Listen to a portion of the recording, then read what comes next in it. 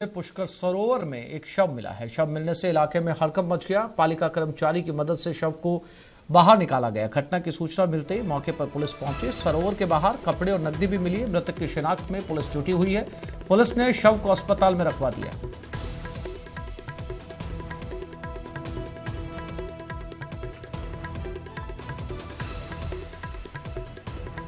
तो जो पुष्कर का सरोवर है, पुष्कर का जो तालाब है जहां पर आम लोग स्नान के लिए जाते हैं, उसमें एक शव मिला है। बताया जा रहा है सरोवर के बाहर कपड़े और नकदी भी मिली है।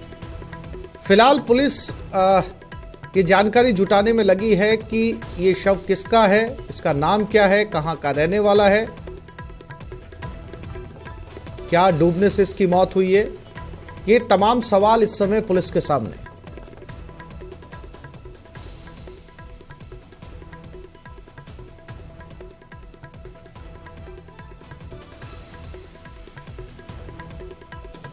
और हमारे अजमेर संवाददाता मनवीर सिंह हमारे साथ जुड़ गए। मनवीर, क्या अपडेट इस शव को लेकर, क्या इसकी शिनाख्त हो पाई? देखिए, जिस तरीके से पुष्कर के सप्तऋषि घाट के ऊपर ये शव बरामद हुआ है, उसके बाद से लगातार ये प्रयास किया जा रहा है कि इसकी शिनाख्त हो पाए। शव के पास से कुछ कपड़े और नकदी जरूर मिले हैं, लेकिन पहचान का कोई ऐसा चिन्ह या कोई दस्तावेज अभी तक नहीं मिल पाया है पुलिस को। यही वजह है कि पुलिस जो स्थानीय तीर्थपुरोहित है उनसे संपर्क करके इसकी पहचान करने की कोशिश कर रही है। आसपास अन्य स्थानों पर पूछताछ के आधार पर, इसके हुलिये के आधार पर इसकी पहचान का प्रयास किया जा रहा है, लेकिन फिलहाल ये पहचान नहीं हो पाई है। जो मृतक है उसकी उम्र 50 से 55 वर्ष बताई जा रही है। उससे जुड़ी हुई जो तमाम जानकारियां हैं स्थानीय लोगों को दी गई हैं और ये प्रयास किया जा रहा है कि किसी भी तरह से शव का शिनाख्त हो। जी मनवीर, जानकारी के लिए आपका धन्यवाद।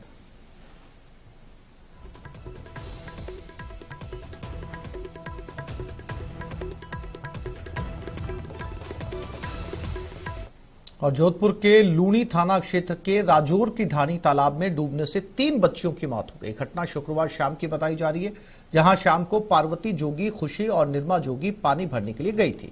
इस दरमियान तीनों ही बच्चियों के पैर फिसलने से तालाब में डूब गई। घटना के 1 घंटे का समय बीत जाने के बाद परिवार जनों को इस हादसे के बारे में जानकारी मिल पाई। इसके बाद ग्रामीणों की मदद से तीनों बालिकाओं को तालाब से बाहर निकाला गया और एम्बुलेंस से लूणी सीएचसी अस्पताल लाया गया, लेकिन तब तक देर हो चुकी थी। लूणी सीएचसी लाया गया, जहां चिकित्सकों ने उन्हें मृत घोषित कर दिया।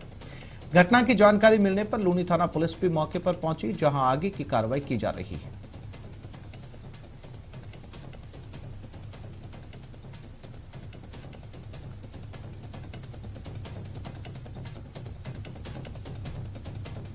ये तस्वीरें लूणी जोधपुर से, जहां तस्वीरों में आप देख सकते हैं 3 छोटी बच्चियां जिनका तालाब पर गई थी और तीनों के पैर फिसल गए और तीनों की मौत हो गई।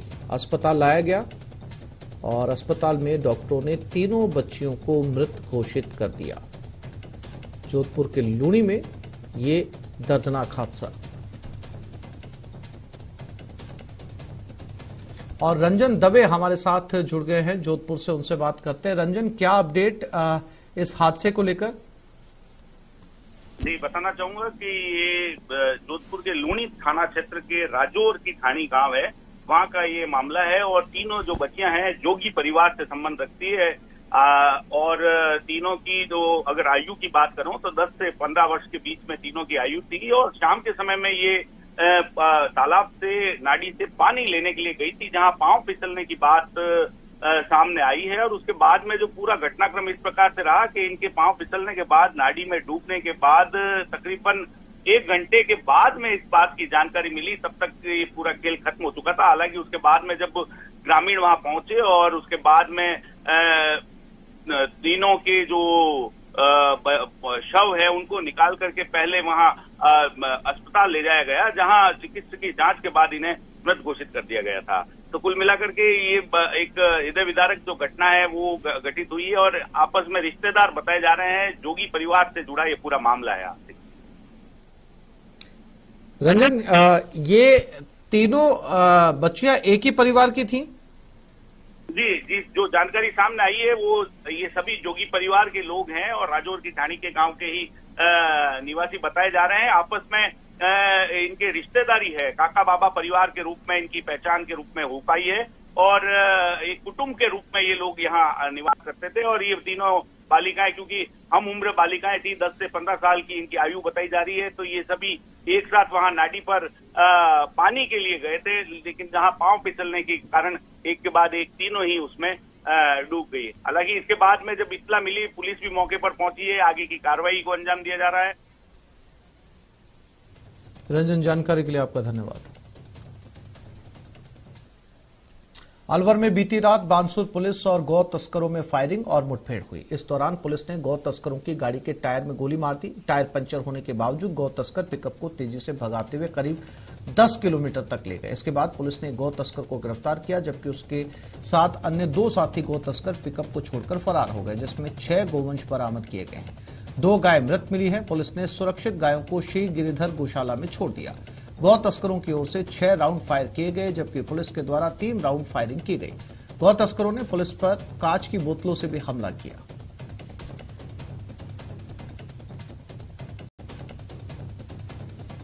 तो अलवर की घटना है, जहां गायों की तस्करी की जा रही थी। पुलिस को सूचना मिली, पुलिस ने गाड़ी का पीछा किया और राजेंद्र प्रसाद हमारे साथ अलवर से जुड़ गए। राजेंद्र, क्या अपडेट इस घटना को लेकर, साथ ही जो जिस शख्स को गिरफ्तार किया गया उसने क्या जानकारी दी है बाकी साथियों के बारे में? जी, ये जो पूरा मामला है बानसूर थाना इलाके का है, जहां गौ तस्करों को 2 बजे के आसपास पुलिस को सूचना मिली। उसके बाद पुलिस की जो टीम है उसके पीछे गई, तो गौ तस्करों के द्वारा फायरिंग शुरू कर दी गई थी। इस पर जवाबी फायरिंग पुलिस के जवानों के द्वारा की गई थी। करीब 9 राउंड फायर दोनों तरफ से हुए थे। इस दौरान पुलिस ने 1 गौ तस्कर को गिरफ्तार किया है और 6 गौवंश को बरामद किया है। अन्य जो गौ तस्कर के जो साथी हैं वो मौके से फरार हो गए हैं। फिलहाल पुलिस की जो टीम है गिरफ्तार गौ तस्कर से पूछताछ कर रही है और मुकदमा दर्ज करके पुलिस मामले की जांच में जुटी हुई है। अन्य जो गौ तस्कर फरार हुए हैं उनकी गिरफ्तारी के लिए पुलिस की जो टीमें हैं वो लगातार लगी हुई हैं। लेकिन गौ तस्करी के जिस तरीके के मामले हैं लगातार मेवात इलाके में बढ़ते जा रहे हैं, वो बड़ा सवाल है कि पुलिस की रात्रि गश्त के बावजूद भी इस तरीके से गौ तस्करी क्यों बढ़ती जा रही है। और पुलिस पर फायरिंग जो तरीके की गई है, गनीमत ये रही कि किसी पुलिसकर्मी को गोली नहीं लगी, अन्यथा एक बड़ा हादसा हो सकता था। शिनाख्त कर ली गई है भागे हुए तस्करों की, राजेंद्र? जी, 1 गौ तस्कर को गिरफ्तार किया है। उसके पूछताछ के आधार पर जो 2 अन्य साथी हैं उनकी जो है शिनाख्त कर ली है। उनके नाम दर्ज रिपोर्ट पुलिस के द्वारा दर्ज की जा रही है। और एक जो गौ तस्कर है उसके इस दौरान जब भाग रहा था, पुलिस की फायरिंग की, कांच की बोतलों से हमला किया तो उसको चोट आई। उसका अस्पताल में इलाज करवाया गया है और उससे पूछताछ लगातार जारी है। जानकारी के लिए राजेंद्र आपका धन्यवाद।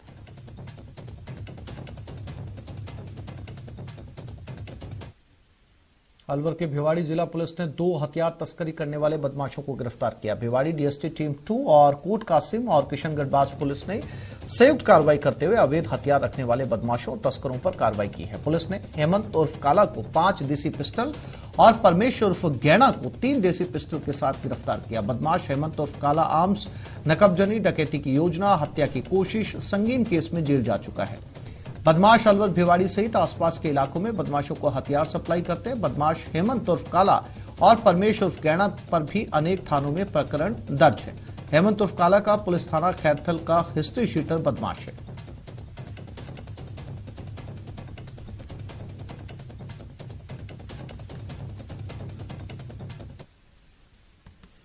श्रीगंगानगर के सादुल शहर से खबर है, कबाड़ की दुकान में आग लग गई। आग की चपेट में 3 दुकानें आ गई। दुकानों में रखा सामान जलकर खाक हो गया और बड़ी मेहनत के बाद आग पर काबू पाया गया।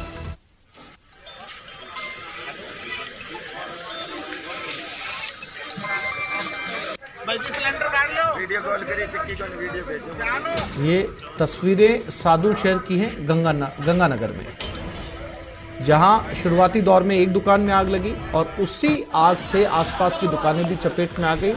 और जब तक आग को बुझाया जाता तब तक 3 दुकानों में आग लग चुकी थी और दुकान में रखा सारा सामान जलकर राख हो गया।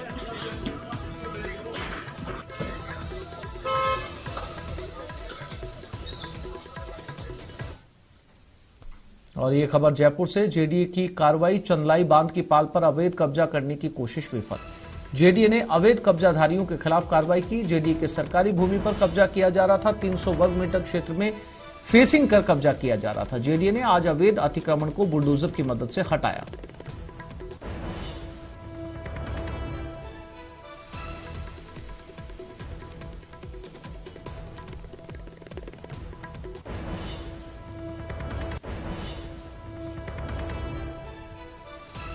तो जेडीए ने आज अपनी ही जमीन पर हो रहे कब्जे को कब्जा मुक्त करवाया। चंदलाई बांध की पाल पर अवैध कब्जा करने की कोशिश की जा रही थी।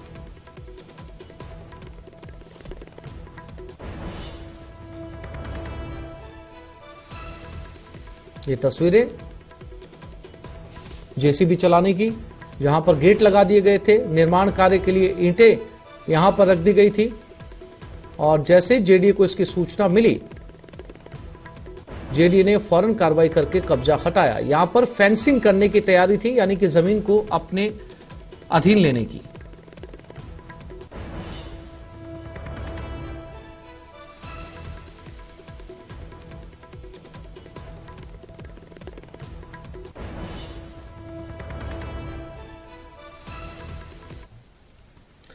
और ये खबर दौसा से, युवक ने आत्महत्या की। फंदा लगाकर युवक ने जान दी। घटना से लोगों में हड़कंप मच गया। आत्महत्या के कारणों की जांच में पुलिस जुटी है।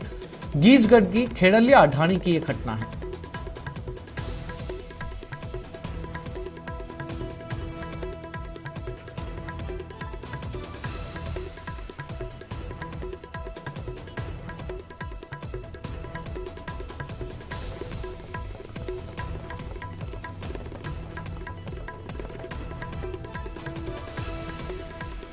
एक युवक ने फांसी लगाकर जान दे दी।